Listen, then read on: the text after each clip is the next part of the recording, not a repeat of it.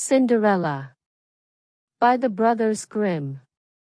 The wife of a rich man fell sick, and as she felt that her end was drawing near, she called her only daughter to her bedside and said, "Dear child, be good and pious, and then the good God will always protect thee, and I will look down on thee from heaven and be near thee." Thereupon she closed her eyes and departed. Every day the maiden went out to her mother's grave, and wept, and she remained pious and good. When winter came, the snow spread a white sheet over the grave, and when the spring sun had drawn it off again, the man had taken another wife. The woman had brought 2 daughters into the house with her, who were beautiful and fair of face, but vile and black of heart.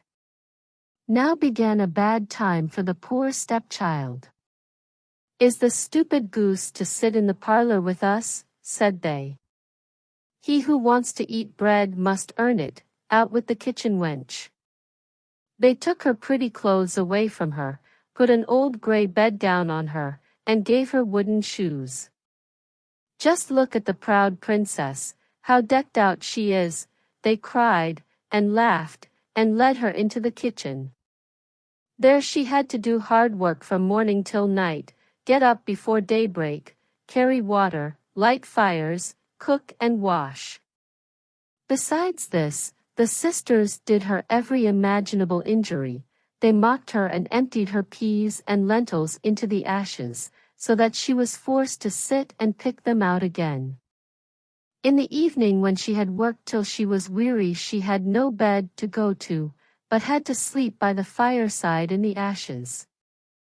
And as on that account she always looked dusty and dirty, they called her Cinderella.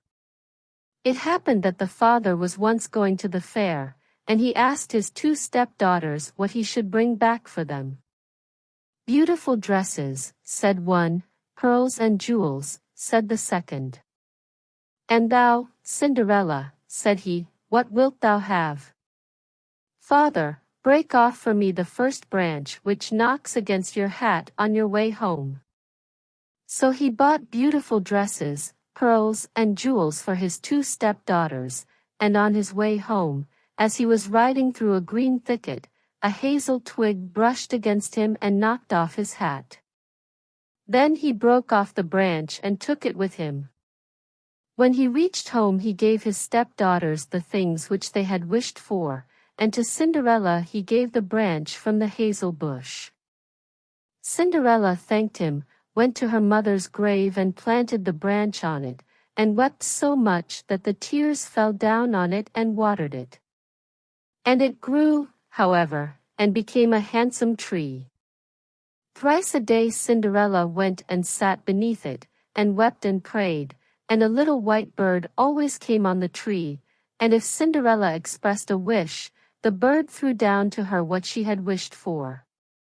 It happened, however, that the king appointed a festival which was to last 3 days, and to which all the beautiful young girls in the country were invited, in order that his son might choose himself a bride.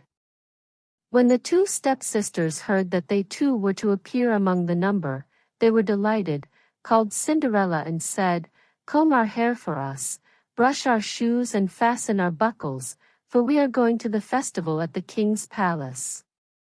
Cinderella obeyed, but wept, because she too would have liked to go with them to the dance, and begged her stepmother to allow her to do so. "Thou go, Cinderella," said she, "thou art dusty and dirty and wouldst go to the festival. Thou hast no clothes and shoes, and yet wouldst dance." As, however, Cinderella went on asking, the stepmother at last said, "I have emptied a dish of lentils into the ashes for thee. If thou hast picked them out again in 2 hours, thou shalt go with us." The maiden went through the back door into the garden, and called, "You tame pigeons, you turtle doves, and all you birds beneath the sky, come and help me to pick the good into the pot, the bad into the crop." Then 2 white pigeons came in by the kitchen window, and afterwards the turtle doves, and at last all the birds beneath the sky came whirring and crowding in, and alighted amongst the ashes. And the pigeons nodded with their heads and began pick, pick, pick, pick, and the rest began also pick, pick, pick, pick, and gathered all the good grains into the dish. Hardly had 1 hour passed before they had finished, and all flew out again. Then the girl took the dish to her stepmother, and was glad, and believed that now she would be allowed to go with them to the festival. But the stepmother said, "No, Cinderella, thou hast no clothes and thou canst not dance, thou wouldst only be laughed at." And as Cinderella wept at this, the stepmother said, "If thou canst pick 2 dishes of lentils out of the ashes for me in 1 hour, thou shalt go with us." And she thought to herself, that she most certainly cannot do. When the stepmother had emptied the 2 dishes of lentils amongst the ashes, the maiden went through the back door into the garden and cried, "You tame pigeons, you turtle doves, and all you birds under heaven, come and help me to pick the good into the pot, the bad into the crop." Then 2 white pigeons came in by the kitchen window, and afterwards the turtle doves, and at length all the birds beneath the sky, came whirring and crowding in, and alighted amongst the ashes. And the doves nodded with their heads and began pick, pick, pick, pick, and the others began also pick, pick, pick, pick, and gathered all the good seeds into the dishes, and before half an hour was over they had already finished, and all flew out again. Then the maiden carried the dishes to the stepmother and was delighted, and believed that she might now go with them to the festival. But the stepmother said, "All this will not help thee, thou goest not with us, for thou hast no clothes and canst not dance, we should be ashamed of thee." On this she turned her back on Cinderella, and hurried away with her 2 proud daughters.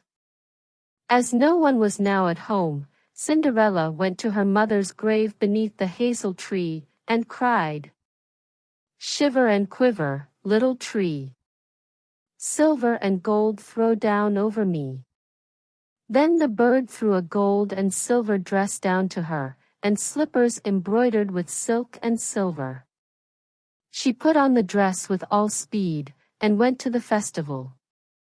Her stepsisters and the stepmother however did not know her, and thought she must be a foreign princess, for she looked so beautiful in the golden dress. They never once thought of Cinderella, and believed that she was sitting at home in the dirt, picking lentils out of the ashes. The prince went to meet her, took her by the hand and danced with her. He would dance with no other maiden, and never left loose of her hand, and if any one else came to invite her, he said, "This is my partner." She danced till it was evening, and then she wanted to go home. But the king's son said, "I will go with thee and bear thee company," for he wished to see to whom the beautiful maiden belonged. She escaped from him, however, and sprang into the pigeon house. The king's son waited until her father came, and then he told him that the stranger maiden had leapt into the pigeon house. The old man thought, "Can it be Cinderella?" And they had to bring him an axe and a pickaxe that he might hew the pigeon house to pieces, but no one was inside it. And when they got home Cinderella lay in her dirty clothes among the ashes, and a dim little oil lamp was burning on the mantelpiece, for Cinderella had jumped quickly down from the back of the pigeon house and had run to the little hazel tree, and there she had taken off her beautiful clothes and laid them on the grave, and the bird had taken them away again, and then she had placed herself in the kitchen amongst the ashes in her grey gown. Next day, when the festival began afresh, and her parents and the step-sisters had gone once more, Cinderella went to the hazel tree and said, "Shiver and quiver, my little tree. Silver and gold throw down over me." Then the bird threw down a much more beautiful dress than on the preceding day. And when Cinderella appeared at the festival in this dress, everyone was astonished at her beauty. The king's son had waited until she came, and instantly took her by the hand and danced with no one but her. When others came and invited her, he said, "She is my partner." When evening came she wished to leave, and the king's son followed her and wanted to see into which house she went. But she sprang away from him, and into the garden behind the house. Therein stood a beautiful tall tree on which hung the most magnificent pears. She clambered so nimbly between the branches like a squirrel that the king's son did not know where she was gone. He waited until her father came, and said to him, "The stranger maiden has escaped from me, and I believe she has climbed up the pear tree." The father thought, "Can it be Cinderella?" and had an axe brought and cut the tree down, but no one was on it. And when they got into the kitchen, Cinderella lay there amongst the ashes, as usual, for she had jumped down on the other side of the tree, had taken the beautiful dress to the bird on the little hazel tree, and put on her grey gown. On the third day, when the parents and sisters had gone away, Cinderella went once more to her mother's grave and said to the little tree, "Shiver and quiver, my little tree. Silver and gold throw down over me." And now the bird threw down to her a dress which was more splendid and magnificent than any she had yet had, and the slippers were golden. And when she went to the festival in the dress, no one knew how to speak for astonishment. The king's son danced with her only, and if any one invited her to dance, he said, "She is my partner." When evening came, Cinderella wished to leave, and the king's son was anxious to go with her, but she escaped from him so quickly that he could not follow her. The king's son had, however, used a stratagem, and had caused the whole staircase to be smeared with pitch, and there, when she ran down, had the maiden's left slipper remained sticking. The king's son picked it up, and it was small and dainty, and all golden. Next morning, he went with it to the father, and said to him, "No one shall be my wife but she whose foot this golden slipper fits." Then were the two sisters glad, for they had pretty feet. The eldest went with the shoe into her room and wanted to try it on, and her mother stood by. But she could not get her big toe into it, and the shoe was too small for her. Then her mother gave her a knife and said, "Cut the toe off. When thou art queen thou wilt have no more need to go on foot." The maiden cut the toe off, forced the foot into the shoe, swallowed the pain, and went out to the king's son. Then he took her on his horse as his bride and rode away with her.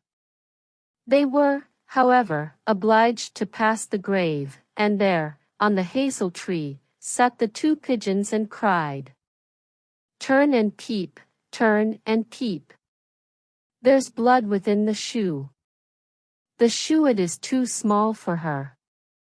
The true bride waits for you." Then he looked at her foot and saw how the blood was streaming from it. He turned his horse round and took the false bride home again, and said she was not the true one, and that the other sister was to put the shoe on. Then this one went into her chamber and got her toes safely into the shoe, but her heel was too large. So her mother gave her a knife and said, "Cut a bit off thy heel. When thou art queen thou wilt have no more need to go on foot." The maiden cut a bit off her heel, forced her foot into the shoe, swallowed the pain, and went out to the king's son. He took her on his horse as his bride, and rode away with her, but when they passed by the hazel tree, two little pigeons sat on it and cried, "Turn and peep, turn and peep. There's blood within the shoe. The shoe it is too small for her. The true bride waits for you."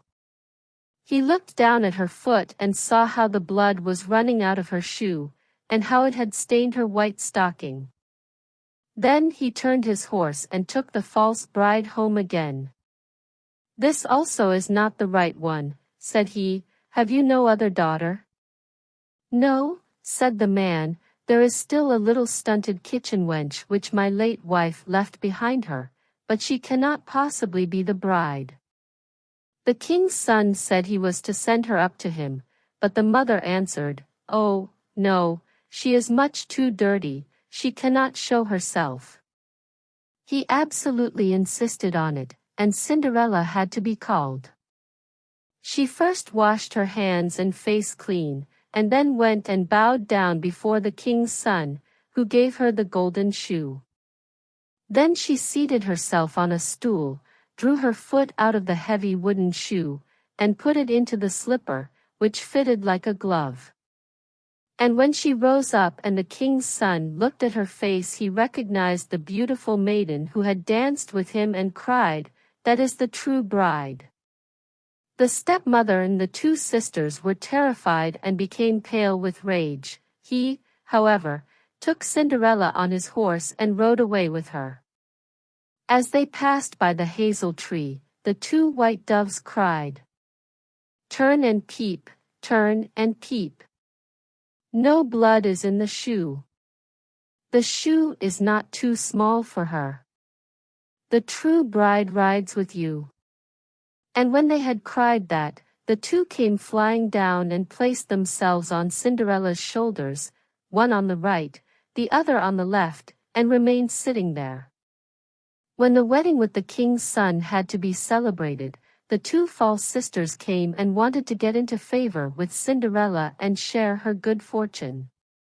When the betrothed couple went to church, the elder was at the right side and the younger at the left, and the pigeons pecked out one eye of each of them. Afterwards, as they came back, the elder was at the left, and the younger at the right, and then the pigeons pecked out the other eye of each. And thus, for their wickedness and falsehood, they were punished with blindness as long as they lived. The end.